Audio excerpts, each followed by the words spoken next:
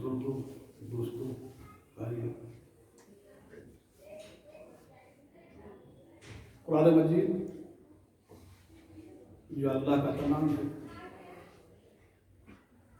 اور کلام الہی میں کسی بھی طرح کا کوئی ریب تردد شک نہیں ہو سکتا۔ اس کا ہر حرف، ہر جملہ، زبر زیر پیش، یعنی جو جہاں ہے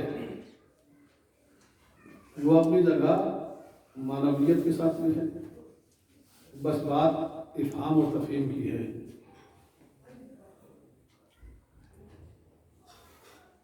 یہ خالق انسانوں کا ہے اور اس میں ایسا جملہ اور ایسے حرف استعمال کر رہا پروردگار کہ جو طبیعتوں سے انسان کے معمول سے کہیں نہ کہیں، اگر انسان چاہے بھی کہ میاں میں اسے نہیں مانتا، تو بہت سی ایسی چیزیں ہیں کہ جہاں انسان اپنی انا کو سامنے رکھ کر کے اور ماننے کی ضد پہ آ جائے تو مانتا نہیں ہے۔ بہت سے ایسے مقامات ہیں، لیکن جو اس آیت کریمہ پروردگار عالم نے جملوں کا لفظوں کا استعمال کیا ہے، وہ ایسے لفظ ہے کہ آپ چاہے چھوٹا ہو، چاہے بڑا ہو، عورت ہو، مرد ہو، مسلمان ہو، کافر ہو، یہودی، عیسائی، نصرانی یا دیگر کوئی بھی دہریہ، یعنی اس میں وہ لفظ اللہ نے استعمال کیے ہیں کہ کوئی اگر انکار کرنا چاہے تو انکار نہیں کر سکتا۔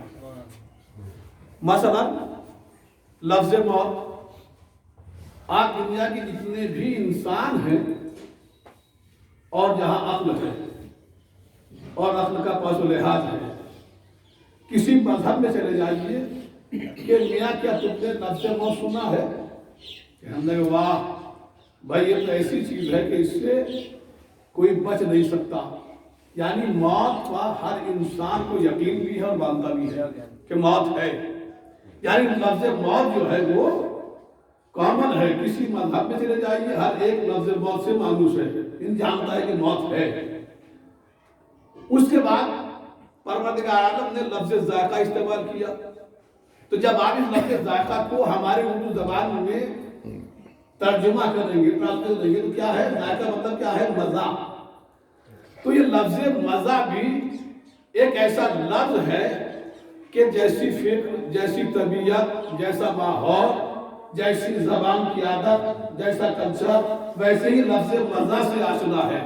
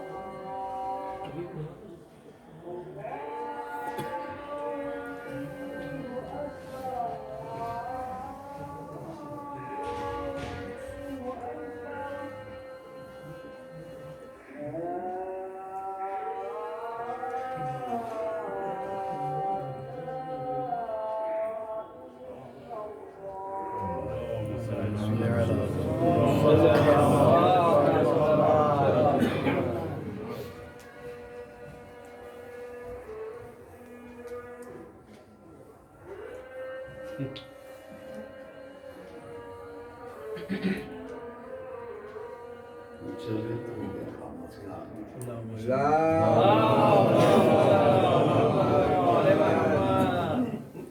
मौत दुनिया का हर इंसान जो बाशऊर है वो इससे वाकिफ है, चाहे वो किसी मज़हब का हो, किसी फिरके का हो, किसी मसलक का हो, खुदा को मानने वाला हो या ना हो।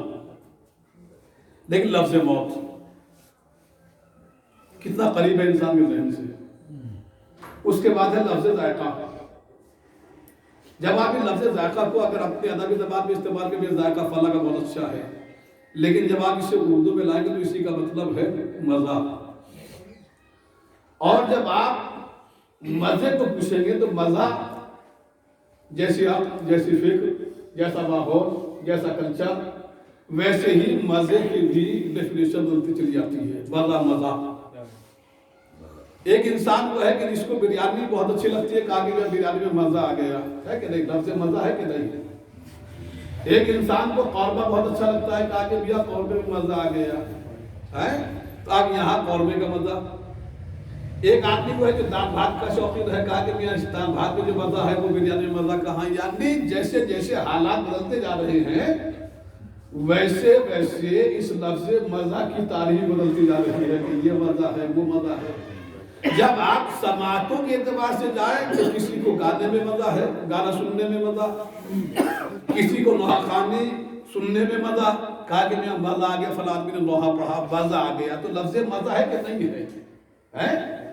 अब ऐसे ही कुछ समातें ऐसी होती है जो साफ सुथरी बात कहते हैं कि मियाँ मज़ा नहीं आया, फला ने मजलिस पढ़ी, तो ये भी एक इंसान के मजे की बात है। कहा कि मियाँ यहाँ गए तो वहाँ मज़ा ना आया, फला ने सुरसानी की वहाँ मज़ा ना आया, फला ने मजलिस पढ़ी वहाँ मज़ा ना आया। यानी ये लफ्ज़ मज़ा जो है इंसान से इतना करीब है, बस तबीयत के एतबार से और माहौल के एतबार से जहाँ चाहे ढाल लीजिए, बस लफ्ज़ मज़ा से इंसान आशना है। दुनिया का हर इंसान हर मज़े से आशना हो या ना हो, लेकिन अपने अपने कल्चर के एतबार से बिरयानी और कौरमे और फला फला के मज़े से बखूबी वाकिफ है। परवरदिगार आलम ने इंसान की तबीयत के मुताबिक कि देख तो लफ्ज़ मौत से भी वाकिफ है और लफ्ज़ मज़ा से भी वाकिफ है।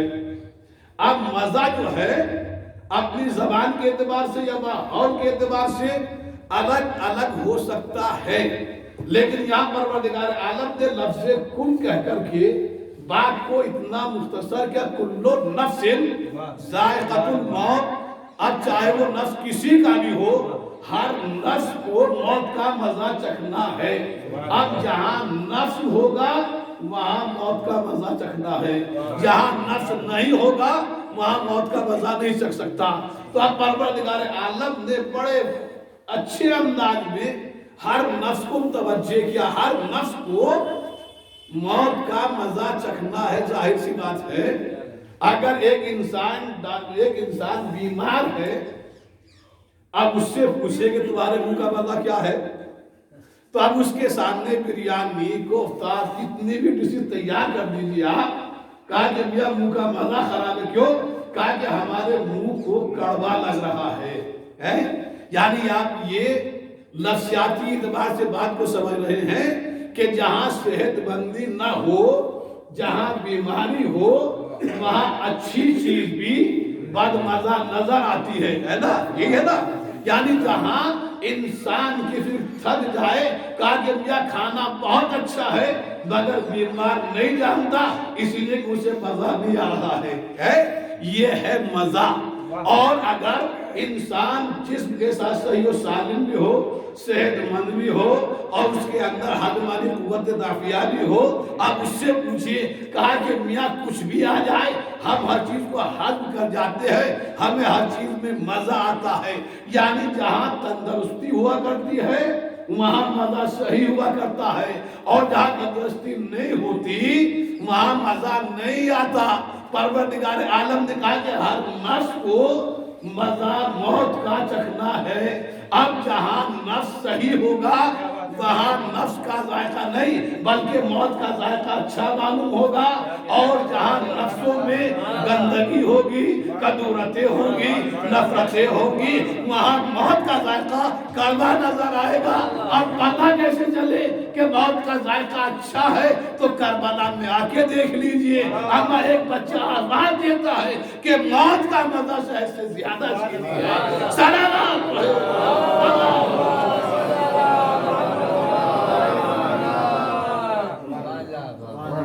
اب انسان اگر یہ چھوٹی سی بات دیکھی، بالکل سامنے کی بات ہے، یعنی موت اور مزہ، تو جہاں تندرستی ہے وہاں مزہ بھی اچھا لگتا ہے، اور جہاں جن ساتھ چھوڑ دے وہاں مزہ اچھا نہیں لگتا، چاہے کتنا ہی اچھا بنا ہوا ہو۔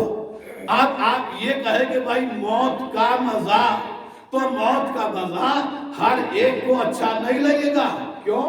قرآن مجید نے ایک جملہ کہا ہے، ایک آیت ہے سورہ جمعہ کی کہ یا ایھا الذین ھادوا ان زعمتم انکم اولیاء اللہ من الناس فتمنوا الموت ان کنتم صادقین، کہ یہودیوں اگر تمہارے ذہن میں یہ بات ہے کہ ہم اللہ کے دوست ہیں، اللہ کے ولی ہیں، تو ہمارے پاس نہ زیادہ امتحانی کوئی کیفیت ہے نہ کوئی چیز ہے، بس تم تمنائے موت کرو اگر واقعاً اللہ کے دوست ہو، اللہ کے ولی ہو، تو تمنائے موت کرو۔ تو گویا تمنائے موت کرنا یہ علامت ہے انسان کی عقل بھی صحیح ہے، انسان کا جسم بھی صحیح ہے، انسان کا عمل بھی صحیح ہے، انسان کی فکر بھی صحیح ہے۔ اگر تمنائے موت نہیں ہے تو اس کا مطلب یہ ہے کہ کہیں نہ کہیں انسان بظاہر بڑا خوبصورت ہے، مگر کوئی کمی ایسی ضرور ہے کہ جہاں جاتے ہوئے ڈر رہا ہے، جہاں کھاتے ہوئے ڈر رہا ہے۔ یعنی اگر انسان کے سامنے مریض ہے، شوگر والے مسلم کے ساتھ مٹھائی ہو تو آپ لاکھ مٹھائی رکھی ہو مگر وہ کھانے سے تک کیوں؟ کہا کہ وہ جانتا ہے اب اس کا سالم نہیں ہے، صحت مند نہیں ہے۔ تو اسی طریقے سے اگر انسان کے جسم کو صحیح رہنے کے لیے مزہ ضروری ہے تو اب انسان موت سے بھاگ نہیں سکتا۔ تو اب ضروری ہے کہ انسان اپنے نفس کی اصلاح کرے، اپنے فکر کی اصلاح کرے، اپنے اعمال کی اصلاح کرے، اپنے عقائد کی اصلاح کرے۔ اگر انسان ان سب چیزوں سے دور ہے تو اب یہ بہت اس کے لیے مزہ نہیں ہے، بلکہ مزہ کڑوا بھی ہوتا ہے، مزہ میٹھا بھی ہوتا ہے۔ مزہ کڑوا بھی ہوتا ہے اور مزہ میٹھا بھی ہوتا ہے۔ کبھی کبھی ہوتا یہ ہے کہ میٹھی چیز ہے مگر انسان کو کڑوی لگ رہی، کہا کہ منہ کا ذائقہ اچھا نہیں، منہ کا مزہ اچھا نہیں ہوتا، کہ نہیں ہوتا ہے۔ اور کبھی کبھی زبان میں وہ چیز بھی ہوتی ہے کہ سامنے والا چیز چاہے وہ زہر کی کیفیت ہی کیوں نہ ہو، کتنا ہی کڑوا کیوں نہ ہو۔ بھائی ہم نے اپنے گاؤں میں اپنے بستی میں دیکھا کہ اگر کسی کے یہاں سانپ کاٹ لیتا تھا تو جو اتار کرنے والے ہوا کرتے تھے وہ کچھ نہیں، اسے نیم کی پتیاں کھلایا کرتے تھے۔ آپ کسی سے پوچھئے بھائی نیم کی پتی کا ذائقہ کیا ہے؟ کہا کہ میاں بہت کڑوا ہے، بہت کڑوا، نیم بہت کڑوا ہوتا ہے۔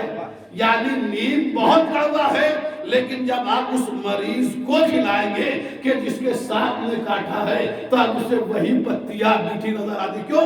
کہا کہ اب اس کے جسم کے اندر اس سے زیادہ کڑواہٹ محسوس ہو رہی ہے، یعنی اپنے جسم کے اندر بہت زیادہ کڑواہٹ کو لیے ہوئے ہے، لہذا ایسی کڑوی چیز بھی اس سے میٹھی نظر آ رہی ہے۔ تو اب اپنے اپنے زبان، اپنا علاقہ، اپنا ماحول، اس کے اعتبار سے اب یہ مزہ کڑوا، تو اب یہ موت اگر واقعا مزہ ہے تو کس کے لیے ہے؟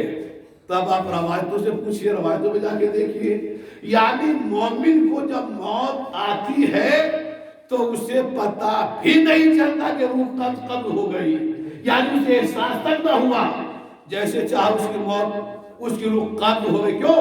کہا کہ یہ واقف تھا، مومن تھا اپنے عمل کے اعتبار سے، لہذا اس سے بہت کا احساس بھی نہ ہوا، گویا اس کے لیے میٹھی موت تھی۔ لیکن جو اس کے برعکس ہے، آپ اس کے بارے میں جا کے دیکھیے، کہا کہ جب غیر مومن یعنی کافر کی موت آتی ہے تو اس کی مثال علماء نے بیان کی کہ جیسے بخمل کا کپڑا کانٹوں پہ پھیلا دیا جائے اور اسے کھینچا جائے۔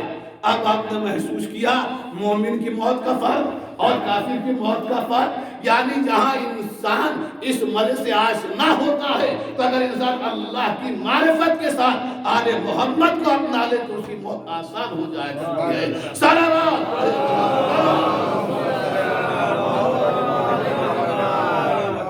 اگر انسان ان ساری باتوں پر غور کرے، سامنے کی باتیں ہیں نا، کل نفس ذائقۃ الموت، ہر نفس کو موت کا مزہ چکھنا ہے، یا ہر نفس آشنا ہے موت کے مزے سے، آشنا ہونا ہے موت کے مزے سے. اور پھر کیا ہے؟ ثم الینا ترجعون، اور ہماری طرف لوٹائے جاؤ گے. پھر ہماری طرف لوٹائے جاؤ گے، تو اس کا مطلب یہ ہے کہ موت جو ہے صرف موت تک کی بات نہیں ہے، اس کی بارگاہ میں پھر ہمیں حاضر ہونا ہے، پھر ہمیں جانا ہے. اور اگر ہم یہ چاہیں کہ ہم لوٹ کے نہ جائیں تو دیکھیے ورابی کا بھی ایک اپنا اسٹینڈرڈ ہے. قرآن مجید کے اپنے الفاظ ہیں، راجا کے بانی پلٹنا، لوٹنا.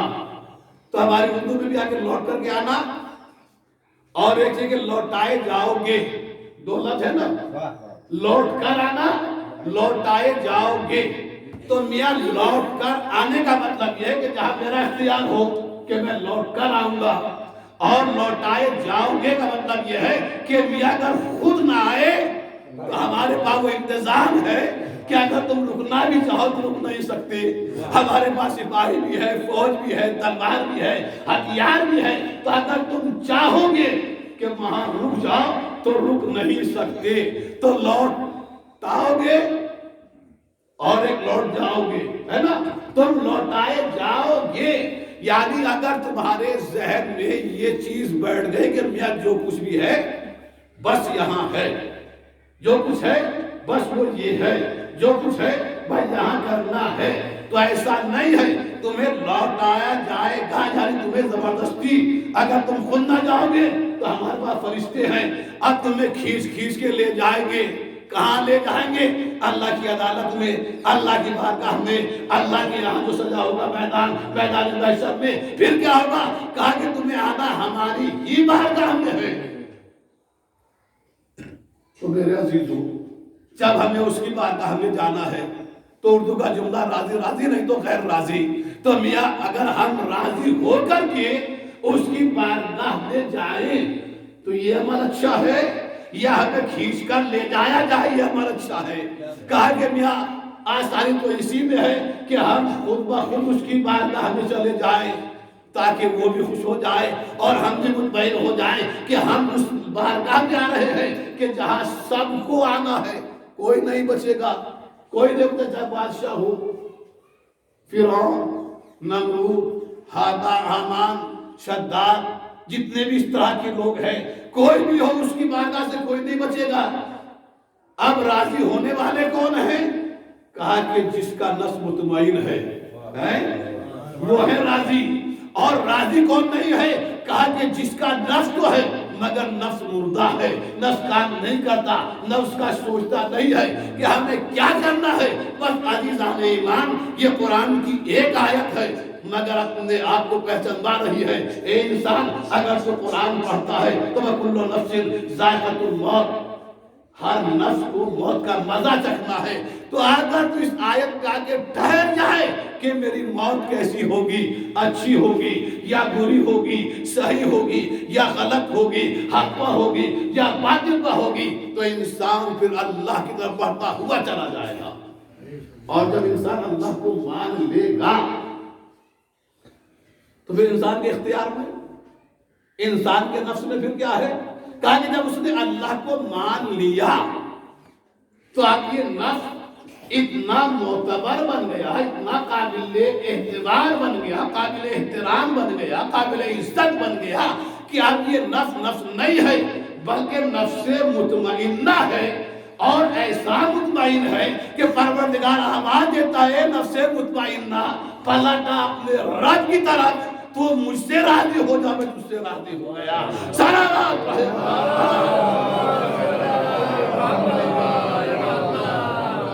تو یہ ہے نفس. کل نفس ذائقۃ الموت، ہر نفس کو موت کا ذائقہ چکھنا، موت کا مزہ چکھنا ہے.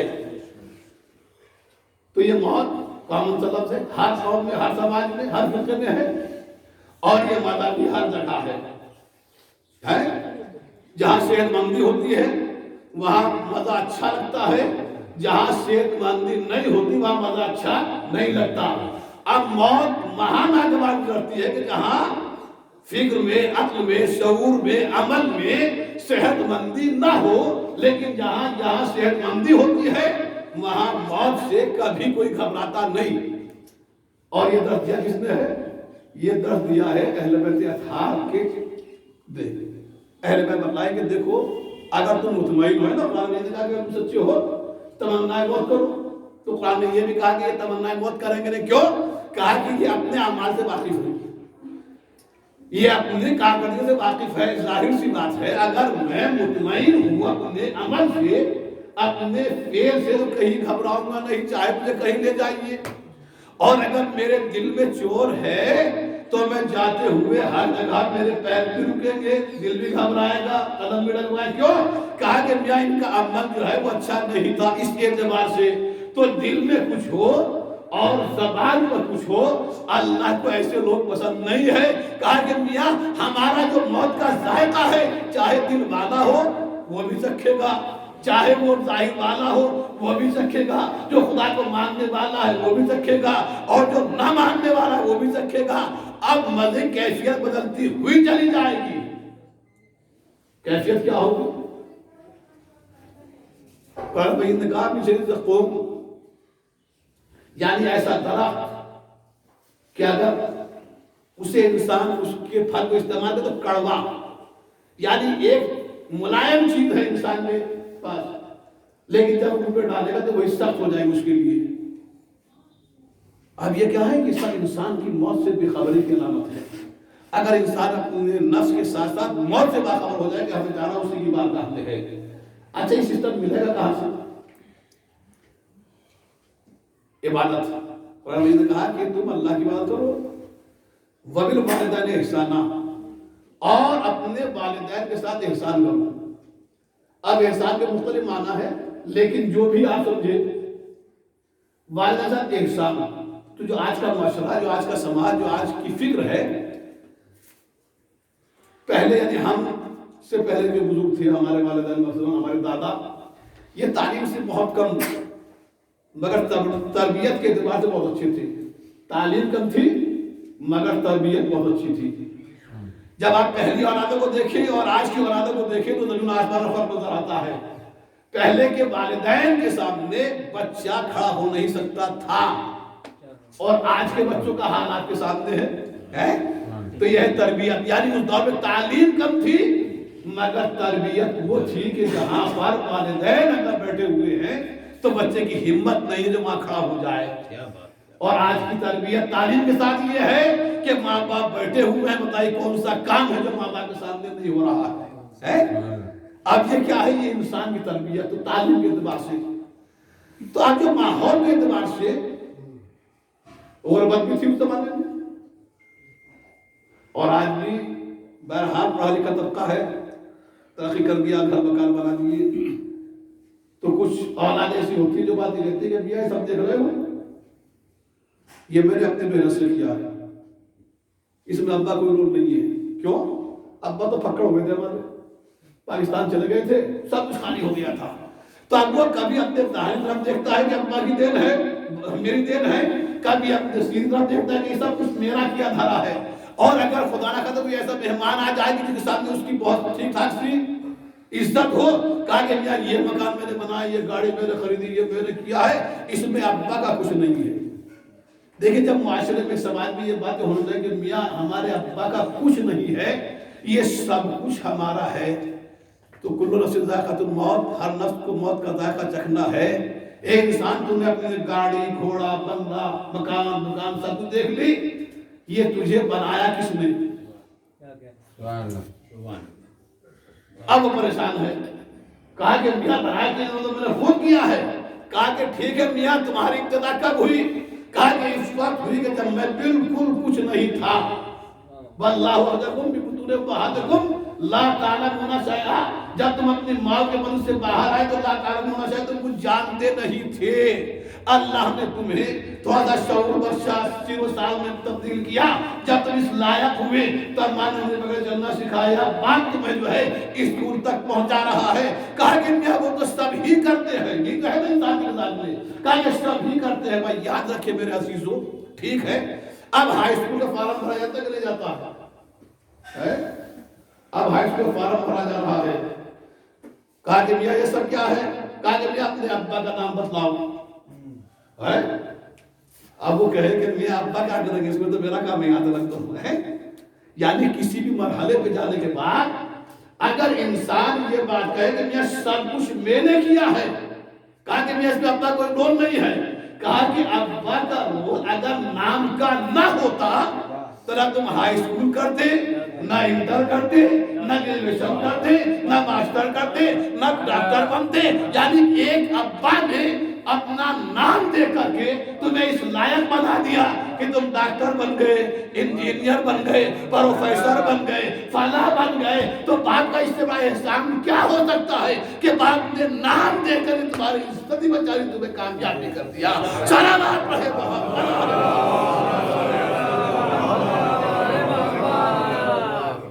یہ باپ کی اہمیت ہے عزیزان ایمان۔ ایک باپ کی سارے سال کی مجلس سے باپ کی سارے سال کی مجلس سے باپ کا رول، اگر تمہیں نام نہ دیا ہوتا تو تم لاکھ ڈاکٹر ہو، تمہاری سماج میں عزت نہ ہوتی۔ اگر باپ نے نام نہ دیا ہوتا تم لاکھ پروفیسر ہوتے، تمہاری عزت نہ ہوتی۔ لیا ہر ایک مریم کی اولاد نہیں بن سکتا، صرف مریم کو عیسیٰ کو یہ شرف حاصل ہے کہ بغیر باپ کے وہ نام کما رہا ہے۔ دنیا کا کوئی انسان نہیں جو بغیر باپ کے آگے بڑھ جائے۔ تو اس سے بڑا باپ کا احسان کیا ہو سکتا ہے؟ تمہیں نام دے کر کے قابل عزت بنا دیا اور اس لائق بنا جو سماج میں عزت سے رہ سکو ہے۔ اور جب بات ماننے کی آ رہی ہے تو یہ تلقین پہ کیا ہے؟ تلقین میں جب آپ نام لکھتے ہیں تو کس کا نام ہے؟ لکھیے کسی دوسرے کا نام۔ کہا کہ میاں مجبوری ہماری یہ ہے کہ یہاں پر بھی باپ کا نام ضروری ہے۔ اگر دنیاوی سرٹیفکیٹ ہو تب بھی باپ کا نام ضروری، اور جب آخرت کی طرف جاؤ تب بھی باپ کا نام ضروری ہے۔ بغیر باپ کے نہ دنیا کے اندر کامیاب ہو نہ آخرت میں کامیاب ہو۔ سلامات پڑھے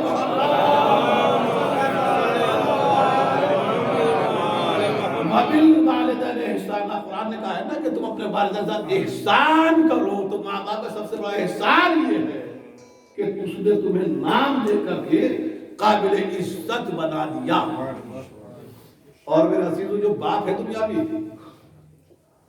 ہمارا اور آپ کا باپ، ہمارا اور آپ کا خاطی باپ، گنہگار باپ، ظالم باپ کہہ لیجئے، اپنی زبان میں کچھ بھی کہہ لیجئے، یہ باپ اگر ذرا سا اسلام سے متاثر ہے نا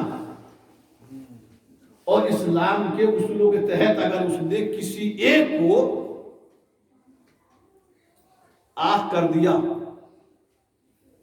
اسلامی اصول کے اعتبار سے، وہ نہیں کہ حضرت سے بڑھ کر دیا آپ، اسلامی قوانین کے اعتبار سے اگر کسی باپ نے اپنی اولاد کو، اپنے بیٹے کو آنکھ کر دیا تو روایات میں یہ ہے کہ جنت کی خوشبو تک نہیں سونگھ سکتا ہے۔ یہ باپ ہے خاطی، یہ باپ ہے گنہگار، یہ باپ ہے غیر معصوم، مگر اس کے اندر وہ پاور ہے کہ اگر یہ تمہیں آنکھ کر دے تو دنیاوی پراپرٹی نہیں ہے، یہاں کی جائیداد نہیں، بلکہ جنت تک سے محروم کر سکتا ہے۔ اگر یہ ناراض ہو جائے تو علی صاحب ایمان اب ذرا پہچانیے نبی کی عظمت کو، علی کی عظمت کو۔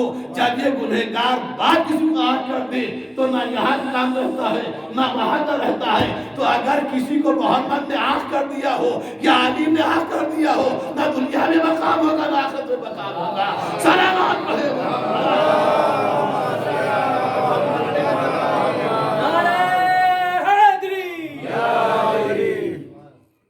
یہ ہے باپ کی عظمت، باپ کی عظمت۔ اگر باپ آنکھ کر دے تو دنیا سے بھی گیا اور آخرت سے بھی گیا۔ نبی فرماتے ہیں کہ میں اور علی اس امت کے باپ ہیں، میں اور علی اس امت کے باپ ہیں۔ اب اگر ہم اس باپ کو ناراض کر دیں تو دنیا سے پراپرٹی بھی گئی، آخرت میں جنت بھی گئی. اور اگر ہم نبی یا علی کو ناراض کر دیں تو بتاؤ ہمارے پاس بچتا کیا ہے؟ کہا کہ یا نبی کے ماننے والے تو بہت زیادہ ہیں. پیغمبر نے کہا کہ میں اور علی اس امت کے باپ ہے. میں اور علی، یعنی جہاں نبی ہے وہاں علی ہے، اور جہاں علی ہے وہاں نبی ہے. تو اب اگر یہ بات ناراض ہو جائے تو بتلائیے اچھا بھائی ان کے ناز کا احساس کیسے ہو؟ تو اب انسان سوچتا ہے کہ میاں اللہ ہم تو سب کچھ ہے، ہم تو اللہ کے نبی کو راضی رکھتے ہیں، اور جب اللہ راضی تو نبی بھی راضی ہے کہ نہیں؟ بس میرے عزیزو بات طویل ہو جائے گی. ناراض کا مطلب یہ ہے کہ اگر ہمارے باپ ہمارے سامنے بیٹھے ہوئے ہیں اور ہم نے ان کے اب وہ اشاروں کو نہ پہچانا اور بات کو وہاں تکلیف ہوئی اس جگہ پر، تو ہم گنہگار ہوں گے. کیوں؟ کہا کہ ہم نے اپنے باپ کے اشاروں کو نہ پہچانا. تو ہے نا اشارات کی زبان سمجھنا چاہیے کہ باپ نے اشاروں میں کیا کہا. بہت سے بڑے بڑے کام ہدایت کرتے ہیں اشاروں میں، ہوتا نہیں ہوتے ہیں. تو اگر ہم نے باپ کے اشارے کو نہ سمجھا اور باپ ناراض ہو تو ہم گنہگار ہوں گے. ہے کہ نہیں ہے؟ یہ ہے وہ باپ جو ہمارا اور آپ کا باپ گنہگار باپ ہے. اگر ہم اس کے اشارے کو نہ سمجھے اور ایک بات ہمارے باپ نے ہم سے کہا کہ میاں یہ کام کرو اور ہم نے نہ کیا تو بتلائیے باپ ناراض ہوگا یا راضی ہوگا؟ کہا کہ اگر باپ کے حکم کی خلاف ورزی کرے تو باپ ناراض ہوں گے. یہ ساری وہ باتیں ہیں جو ہمارے آپ کے درمیان مبتلا پہ ہی ہیں. یعنی اگر باپ نے فلاں کام کے لیے کہا اور ہم نے نہ کیا تو باپ ناراض ہوگا. اگر فلاں باتیں ہم نے نہ مانی تو باپ ناراض ہوگا. اسی طریقے سے محمد نے جو کہا پر جس نے نہ کیا تو محمد ناراض ہوں گے یا ہم سے راضی ہوں گے. اس کام کے لیے علی نے کہا، اگر ہم نے اس کام کو انجام نہ دیا تو علی ہم سے ناراض ہوں گے یا راضی رہیں گے. اب انسان خود ہی سوچ لے کہ علی نے غیبت کے لیے منع کیا کہ نہیں کیا. اگر علی نے غیبت کے لیے منع کیا ہے اور ہم نے یہ غیبت پائی جا رہی ہے تو علی ہم سے ناراض تو ہوں گے، راضی نہیں ہو سکتے. محمد ہم سے ناراض ہوں گے، راضی نہیں ہو سکتے. اس کا مطلب یہ ہوا کہ انسان صحیح زندگی کا گزارنا چاہتا ہے تو آل محمد کے اشارات کو سمجھے، ان کے مقصد کو سمجھے. یہی